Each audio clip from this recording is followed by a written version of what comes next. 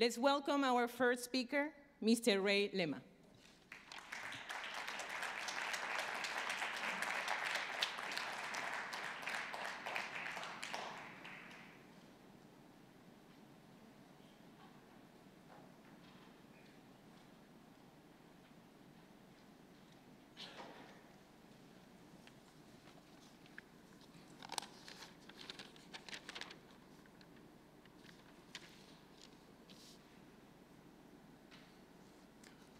Mesdames, Messieurs, bonjour.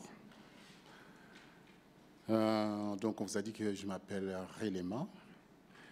Et avant que je ne rentre dans le vif du sujet, qui est l'humilité culturelle, j'aimerais quand même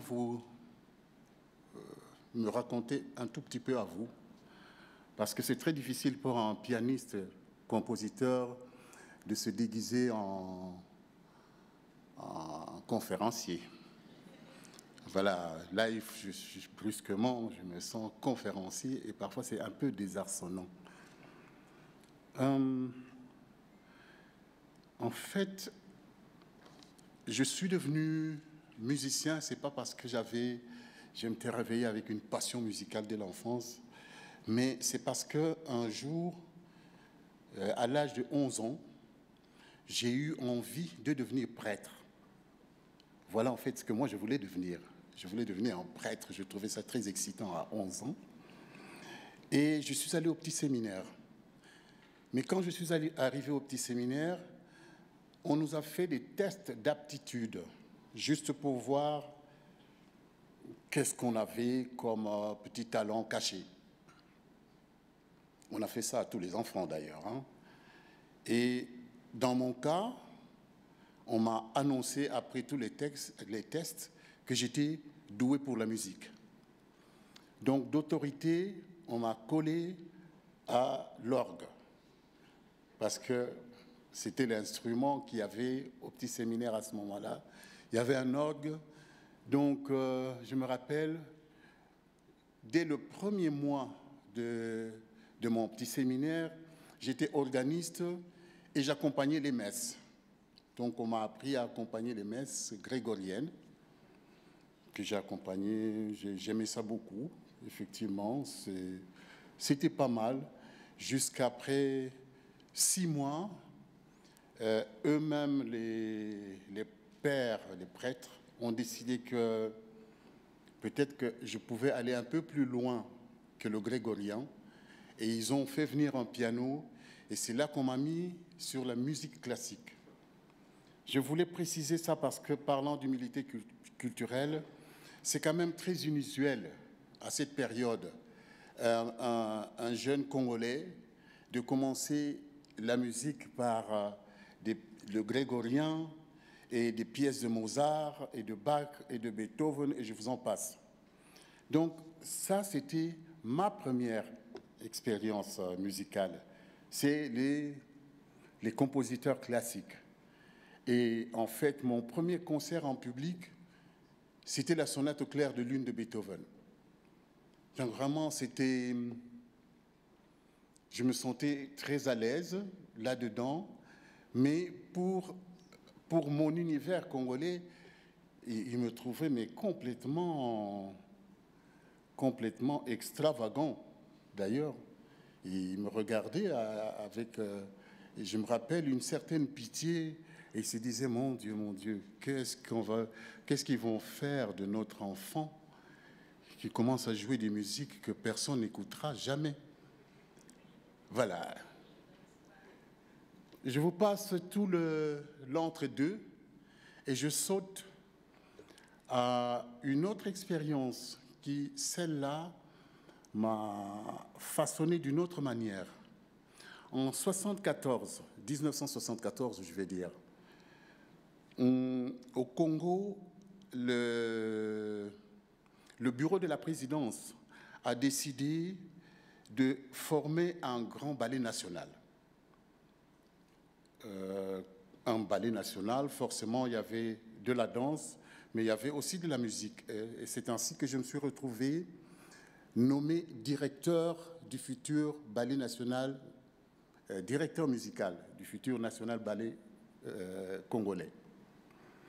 Et comme tel, c'était un peu dur au début parce que autant ici on peut ouvrir un bottin téléphonique et choisir, faire son casting pour trouver les musiciens qui vont composer l'orchestre. Au Congo, il n'y a rien du tout puisque c'était supposé être des musiciens traditionnels. Il a fallu d'abord devenir un missionnaire. J'ai dû faire le tour du Congo pour aller chercher les musiciens de mon futur orchestre. Des musiciens traditionnels, je précise. Et c'est là que j'ai appris des choses extraordinaires sur ma propre culture. Je dois vous dire que le Congo, Kinshasa, hein, quand je vous parle du Congo, il y a deux Congos. Il y a le Congo Brazzaville et le Congo Kinshasa. Et le Congo Kinshasa, ça fait un territoire 4 fois et demi la France, avec pas d'infrastructure routière parce que c'est vraiment la grosse forêt équatoriale. Non seulement il n'y a pas d'infrastructure routière, mais les musiciens, je me suis vite rendu compte quand j'arrivais dans les villages où je devais recruter les musiciens, j'avais un papier qui disait « Toute personne doit prêter assistance au porteur de la présente » et avec des gros cachets de la présidence. Donc j'étais quelque part, l'homme du pouvoir, l'homme du président. Et donc j'avais le droit de dire « Monsieur, moi je trouve que vous êtes un grand musicien ». Et c'est là que j'ai eu mes premières grosses surprises parce que le premier musicien à qui j'ai demandé, j'ai dit « Monsieur, je pense que vous allez venir avec moi à Kinshasa ». Il m'a dit « Pour faire quoi ?» J'ai dit « Parce que je pense que vous êtes un grand musicien ». Il m'a regardé, jusque-là il m'appelait monsieur, et puis il m'a regardé, il a dit « Fils, tu sais, attends un tout petit peu ». Et puis il a dit quelque chose dans sa langue. Et puis, j'ai vu abouler 4 femmes. Il a dit, vous voyez ces 4 femmes, c'est mes épouses. J'ai dit, oui, monsieur. Et puis, j'ai vu je ne les ai pas comptés, mais il y avait plein d'enfants. Il a dit, ça, c'est mes enfants. Et j'ai dit, oui, monsieur. Il dit, donc vous aimeriez que moi, maintenant, j'aille avec vous pour être votre musicien? Je suis quand même pas si épais que je n'ai pas compris le message. Effectivement, j'ai regardé le monsieur, j'ai dit, c'est-à-dire, je pense que vous êtes un grand musicien. Il a dit, oui, mais je fais ça parce que je sais le faire. Mais moi, je ne suis pas musicien. J'ai une ferme, tu as vu, j'ai des enfants, j'ai 4 femmes. Moi, je ne suis pas musicien. Et c'est là que j'ai commencé de comprendre quelque chose que, ici, on ne comprend pas forcément. La musique, dans un pays comme le Congo, ce n'était pas un métier dans notre tradition. Du tout, du tout. Dans tous les villages, pour tout événement, pour les naissances, les mariages, les enterrements, tout se fait en musique, et parfois même sans raison. On sortait simplement des tambours et puis ça se mettait à vibrer. Et donc, du coup, moi qui étais formé dans la musique classique, j'ai commencé de réfléchir. J'ai dit, là, je suis un peu dans un traquenard parce que, voilà, je suis supposé être chef de musique d'un groupe musical. Et mes musiciens ne sont pas des musiciens. Et j'en ai profité. Hein, je ne veux pas vous raconter en détail toutes mes mésaventures, mais du coup, j'ai fait plein d'expérimentations en cours de route, du style, de temps en temps, j'arrivais comme ça dans un village, parce que pour que je puisse voir les musiciens, on organisait des fêtes, évidemment, c'était un bon prétexte, et j'avais les budgets pour faire organiser les fêtes. J'ai demandé, je disais, est-ce que vous pouvez faire venir cette dame ? Bon, je disais, bon, ils allaient voir la dame, ils disaient, le mec du président, là, il dit, il faut aller là-bas. Donc la dame venait poliment. Je disais, madame, est-ce que vous voyez un peu le rythme que fait le garçon là, sur le bord du tambour? Est-ce que vous pouvez me faire ce rythme-là? Elle me regardait d'un air retenu, je dis, mais pourquoi? Je dis, non, j'aimerais savoir.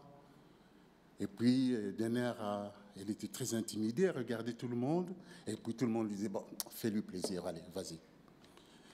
Et je me suis rendu compte que dans un village congolais, parce que là je parle bien du Congo, la raison pour laquelle j'insiste, c'est qu'il y a d'autres parties de l'Afrique, par exemple en Afrique de l'Ouest, où on avait ce qu'on appelle les griots, qui étaient, là c'était des professionnels, mais les griots c'est un peu des poètes épiques qu'on paye pour chanter la gloire de quelqu'un.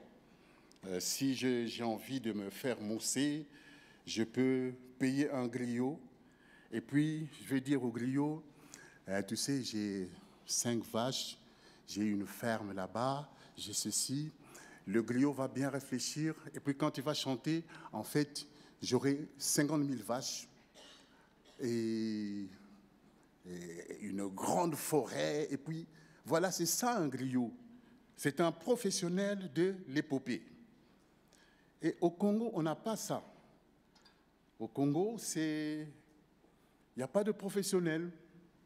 Donc tout le monde, cette maman-là, quand je lui demandais, elle peut prendre le bâton, et puis brusquement, je me suis rendu compte que tout le monde est musicien dans un village.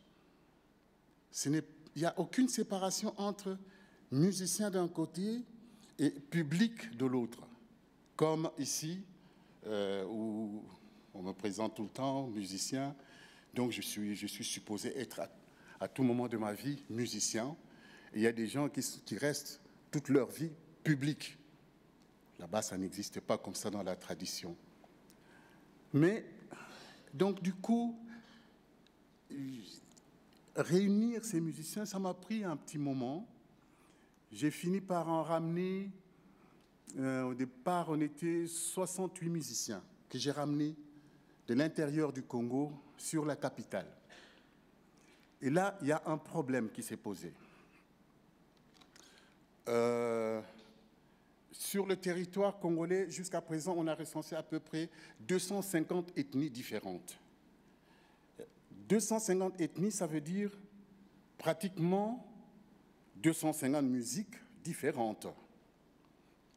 Et ces musiques, pour nous, modernes, on n'a pas vraiment une notion des différences musicales, mais pour eux, je me suis rendu compte sur le terrain que c'était énorme parce qu'au début, pour qu'on forme un groupe homogène, j'avais acheté beaucoup d'instruments de percussion et chaque jour, je mettais une ethnie au centre et je demandais aux autres d'écouter l'ethnie qui est au centre et nous tous, on essaierait d'entrer dans la musique de l'ethnie du jour. Et pendant 6 mois à peu près, ce qui se passait, c'est que l'ethnie au centre se mettait à jouer. Et puis, petit à petit, j'ai remarqué que les gens commençaient à s'endormir autour du cercle. Et puis, ça ne ratait jamais. Il y a quelqu'un qui se levait discrètement et qui venait à mon oreille et qui disait « Monsieur, vous savez, le rythme qu'ils sont en train de jouer là, ils jouent ça très faux parce que nous, on a le même, vous allez entendre la bonne version de ça. » Je vous jure, c'était quand même une surprise extraordinaire parce qu'on était déjà supposé, on est déjà après l'indépendance, donc on est supposé être une nation. Non, ces gens... Et c'était tous les jours comme ça. Chaque fois qu'il y avait une ethnie qui jouait au centre, les gens s'endormaient, s'ennuyaient, je sentais vraiment que ça ne marchait pas. Je devais chaque fois jouer un peu de mon autorité. Adèle, il faut participer, il faut... Et puis, péniblement, les mecs essayaient, mais au bout d'un moment, ils disaient, ils jouent ça vraiment trop faux, vous savez, monsieur. Il faut que vous écoutiez notre version de ce rythme-là. Et c'est sur ça, je voulais vous raconter ça pour arriver à cette notion qui est mon sujet, en fait, de mon adresse à vous, l'humilité culturelle. Ces gens, il y a des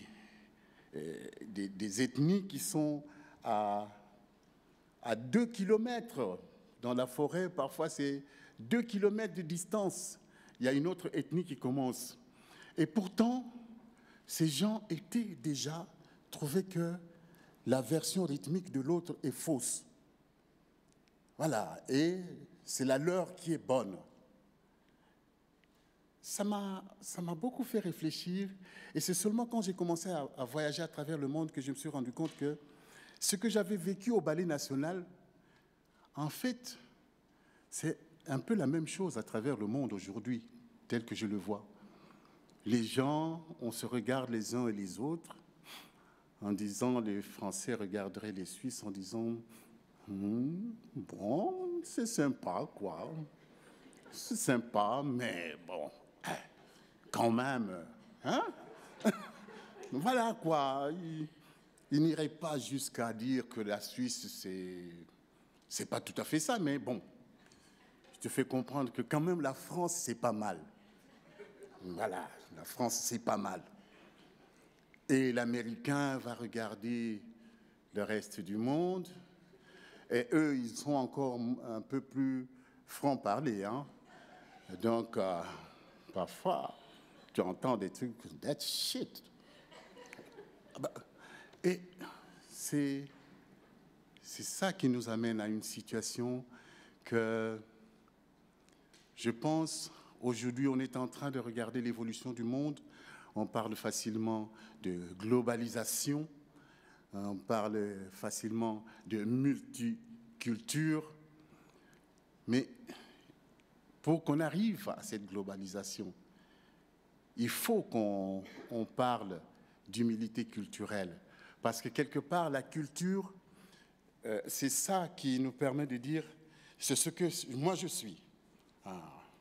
C'est ça ma culture. Mais il ne faut jamais oublier que c'est ce qui, ça veut dire aussi, c'est ce que je ne suis pas, en regardant la culture de l'autre. Donc, la même culture qui permet de te définir que c'est ce que tu es, ça permet aussi de définir ce que tu n'es pas. Et l'autre en face, il faut pouvoir le regarder en se disant, l'autre est en train de me regarder avec exactement la même attitude dans son regard. Il s'est dit, moi, c'est ce que je suis. Et puis il regarde l'autre et il dit, ah, ça c'est sûrement pas ce que moi je suis. Hein. Ça c'est ce que je ne suis pas. Et l'humilité culturelle, c'est essayer de regarder l'autre avec une ouverture en se disant, effectivement, c'est ce que je ne suis pas. Mais ça ne veut pas dire que ce que je ne suis pas est mauvais. Parce que c'est la seule manière, moi j'ai l'impression, de nous en sortir aujourd'hui. Si on n'arrive pas à ça, on continuera à avoir les mêmes tensions dans le monde, les mêmes énervements entre communautés, et pourtant je trouve que c'est assez enfanté parce que je ne vois aucune partie du monde, quand on voyage, on se rend compte qu'il n'y a aucune partie du monde, à moins de voter, de retourner dans son village, ceux qui ont encore des villages, partout au monde, il y aura toujours un voisin qui est différent. Mais partout. Donc, autant se dire, il faut que j'apprenne à regarder mon voisin autrement qu'en me disant simplement, ah, il est différent de moi, donc il n'est vraiment pas bon, quoi. C'est une attitude qui est étrange. Et c'est cette humilité culturelle qui est en fait le fondement du projet qui m'a amené à ce forum pour m'adresser à vous, qui est une université musicale africaine. Je rêve d'une université musicale africaine. Depuis environ 10 ans, j'ai fait des missions non seulement vers l'Afrique, mais dans d'autres pays, par exemple à Cuba, au Brésil, pour voir, pour chercher. Mais je pense que c'est très important pour nous, Africains, d'avoir une université musicale africaine. D'abord parce que, comme il n'y a pas d'écrits musicaux chez nous, tous nos génies musicaux qui meurent partent chaque fois avec une grosse partie de notre héritage musical. Et nous ne pouvons pas laisser notre héritage musical partir comme ça sans essayer de sécuriser ça. Ça, c'est la première chose. La deuxième chose, c'est que en Afrique, nous sommes en train de rentrer vraiment dans le concert des musiques modernes à travers le showbiz. Il faut que je vous explique quelque chose. Quand en Afrique, on parle de musiciens, et vous pouvez faire l'expérience, demander à un Africain moyen qui sont les grands musiciens, il va vous citer toutes les plus grosses vedettes africaines. Alors que le végétariat ne veut pas dire grand musicien. Les vedettes ont des musiciens qui jouent derrière eux pour servir leur musique. Et si nous ne faisons pas attention à donner à ces vedettes des grands musiciens, du coup, même nos vedettes sont mal servies et nos musiques qui sont porteuses de notre tradition musicale sont en train de disparaître rapidement. Et donc, il se pose cette problématique d'une université musicale africaine. Je souhaiterais que ce soit une école d'abord panafricaine, parce qu'il faut que ça reflète toute l'Afrique. Ça veut dire matériellement qu'il faut qu'on rassemble d'abord toutes les musiques traditionnelles africaines en un endroit pour que les jeunes Africains qui viendront étudier là puissent trouver tout leur héritage musical en un endroit. Et là, on saura que c'est une université musicale effectivement africaine. Mais ensuite, je veux et je souhaite que ce soit des musiciens qui soient modernes. Et moderne, ça veut dire qu'il faut qu'en cet endroit, on puisse enseigner d'autres musiques. D'abord, la musique classique. Je vais vous expliquer pourquoi j'insiste sur la musique classique. C'est que les instruments modernes ont beaucoup de sophistication et de complications, et seuls les grands compositeurs ont su écrire des difficultés assez compliquées pour qu'on développe une technique instrumentale moderne. Donc, il faut absolument qu'on inclue les compositeurs classiques dans ce cursus. Il faut qu'on inclue le jazz dans ce cursus. Il faut qu'on inclue les musiques caribéennes dans ce cursus pour avoir non seulement des grands instrumentistes, mais apprendre à improviser, avoir une liberté face à la musique. Et tout ça, ça demande d'abord un endroit.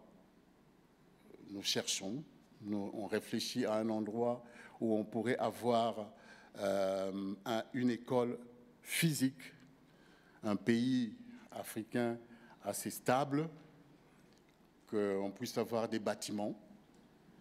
Et puis, il faudrait qu'on pense à avoir un corps professoral.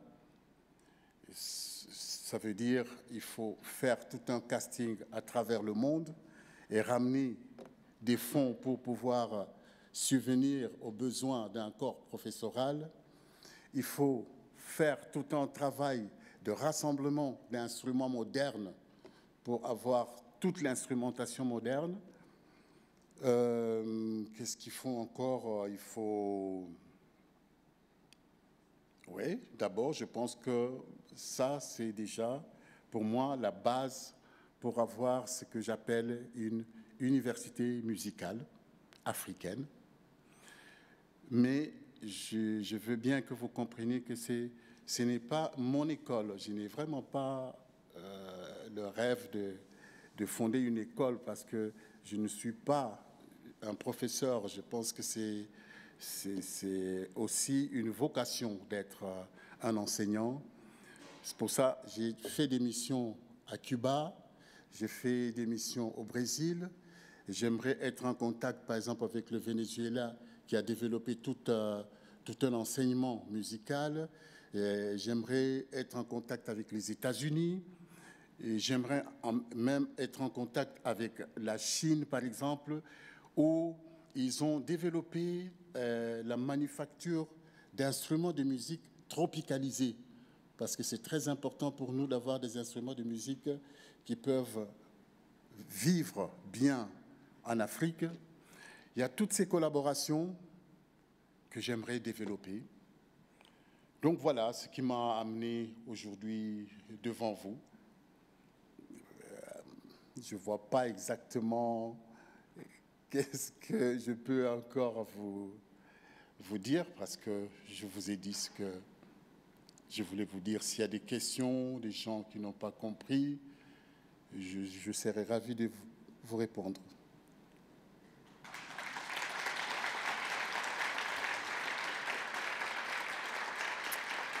Merci.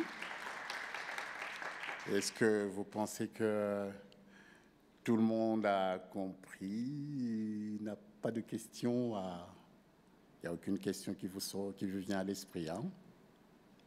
Alors, merci beaucoup. Et puis, on se reverra. Hein? Vous n'êtes pas débarrassé de moi. Oui, vraiment. Excusez-moi, j'ai une question. Vous êtes où? Je suis là au bout. Ah oui, madame. Bonjour. Je voudrais savoir, ça fait 10 ans que vous avez ce projet-là. Qu'est-ce que vous faites concrètement pour le mettre sur pied, pour que ça marche? Ça dure depuis 10 ans. Est-ce que ça va encore durer longtemps? Merci. Non, en fait, je n'ai pas voulu vous saouler avec l'historique du projet, mais j'ai déjà fait du travail sur le terrain. C'est-à-dire, par exemple, je suis allé au Rwanda, on a fait le Kenya? Oui. Non, j'ai fait le Rwanda, Burundi plutôt, et le Burkina Faso plusieurs fois. Et donc, j'ai fait des actions, mais à ce moment-là, l'UMA était financé par les instituts français. Et un jour, on a eu un problème avec un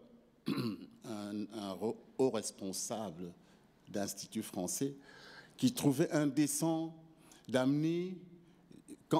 Quand j'allais en mission, j'amenais avec moi des instrumentistes de niveau international parce que je pense que c'est très important d'amener des instrumentistes qui ne sont pas des professeurs seulement, mais qui sont des performers, des gens que quand ils jouent, le jeune musicien reçoit le choc, quoi. Bon, donc j'amenais des musiciens avec moi et parmi ces musiciens, il y avait un blanc. Alors, le haut responsable a trouvé que c'était absolument indécent d'amener un blanc enseigner de la musique aux Africains. Et c'est là que j'ai compris que nous parlions deux langages qu'on ne pourrait vraiment pas se réconcilier. Donc, on a laissé tomber les instituts français et c'est ça qui fait qu'aujourd'hui, je suis ici parce que j'aimerais pouvoir faire ça sans les instituts français.